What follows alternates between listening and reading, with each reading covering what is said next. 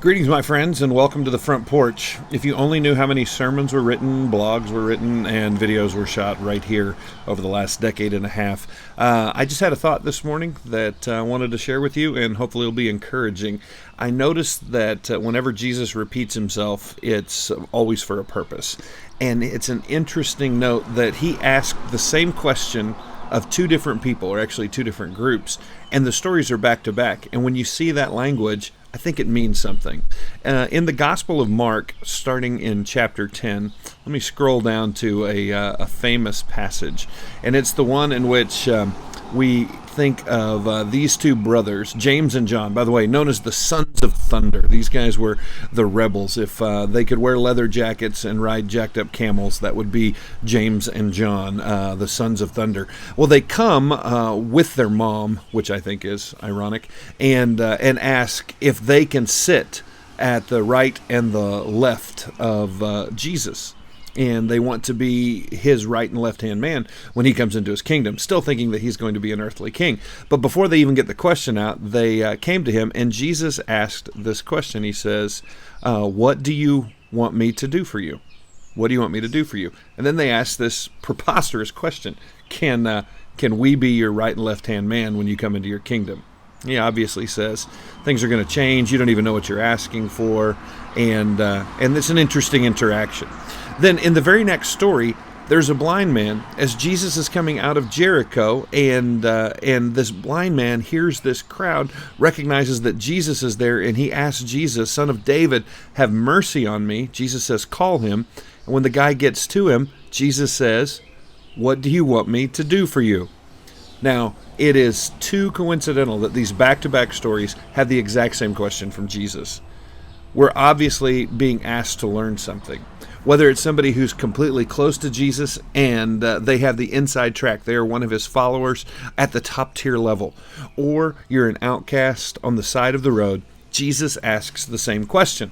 What do you want for me to do for you? What do you want me to do for you? Well, I think as we ponder this, that question has to be asked of us today. And I believe it teaches us three things. Here's the first thing. We sometimes miss the disease for the symptom. We sometimes miss the disease for the symptom. In other words, sometimes we get so caught up in the way we feel or our desires. As a matter of fact, let's go back to the passage. When Jesus says, "What do you want me to do for you?" This word "want" is actually defined as to desire, to experience something, desire, want, wish.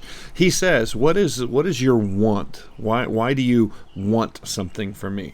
And often our wants get in the way of what we actually need. And when we try and satisfy the want, we may satisfy it for a moment, but the reality is the disease continues.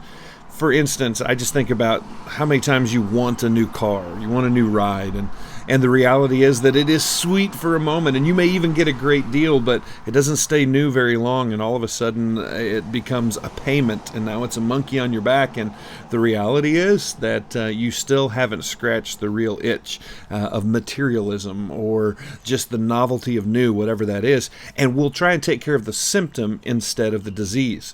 The two boys who came to Jesus, their disease was actually that they had pride and arrogance. They wanted to be in charge, and they tried to work around all the other disciples. The issue for the blind man, and I always thought it was silly, but a blind man comes up to Jesus and he says, "What do you want me to do for you?" "Well, I want you to help me see."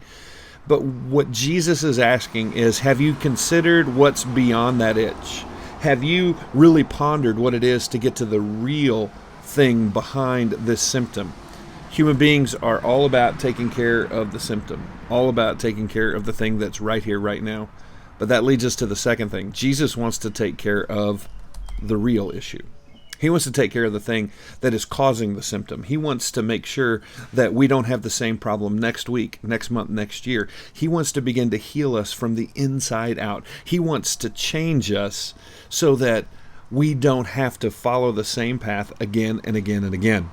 Now, married couples are made up of usually two different types of people. You have a pursuer, the Pac-Man, and you have the withdrawer. and they want to escape. Anytime there's conflict, the withdrawer wants to get out of there. They don't want to talk about it. And the pursuer says, we won't talk about it right now.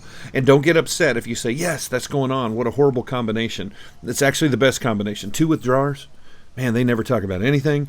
And the reality is that in 30 years, somebody's going to get stabbed with an ice pick because they haven't dealt with anything. Two pursuers, ooh, and you got constant fighting. So a pursuer and a withdrawer, 90% of all marriage is made up of that. And the reality is that's a good combination. But here's what I know. Kathy and I, pursuer, Kathy, withdrawer, when we get into some kind of conflict, she will sometimes try and redirect or get us to another place or talk about something else.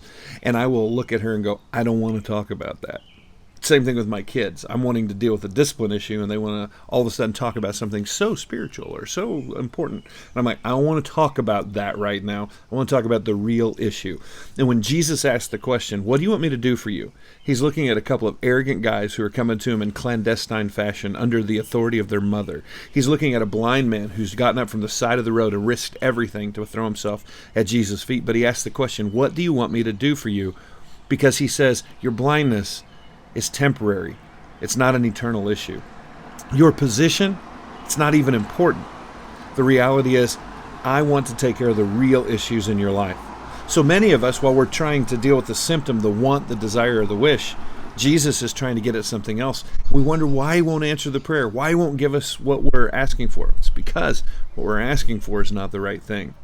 And finally, we have to go back to the end of the text to see what happens here. What do you want me to do for you? And the blind man said to him, Rabbi, let me recover my sight. And Jesus said to him, go your way, your faith has made you well. But here we have a clue that something has transitioned. And immediately he recovered his sight and followed him on the way. He followed him on the way. You see, a healing isn't just for healing's sake. A healing is for more than that. John didn't even call them miracles. He called them signs, because a miracle is actually a sign pointing at who Jesus was and what he did. The reality is that healings are done when God heals a marriage, when God heals a heart, when God heals a hurt. It's for something bigger than that. It's for him to show you that he can take care of you, that he is able to provide for you, and that he is worth following. You see, a healing that just happens, and then you go on about your life as if nothing else is different except the healing, then you've missed the point. But a healing should cause you to love him, to seek him, to proclaim him, and most of all, to follow him. So most of our lives, when we're praying about something or we're seeking something from him, let's hear that question from Jesus in our head. What do you want from me? Obviously, I've been praying about it. Fix my kids, fix my spouse, fix my job, fix my church. No. What's the real issue? Not the symptom, but what is the real issue? And when you get that, the healing may come, because it's not just for the healing's sake. It's for what he wants to do with you for the rest of your life and who he wants you to become. Hope this is a blessing to you. Love you guys, and have a great week. Talk to you later.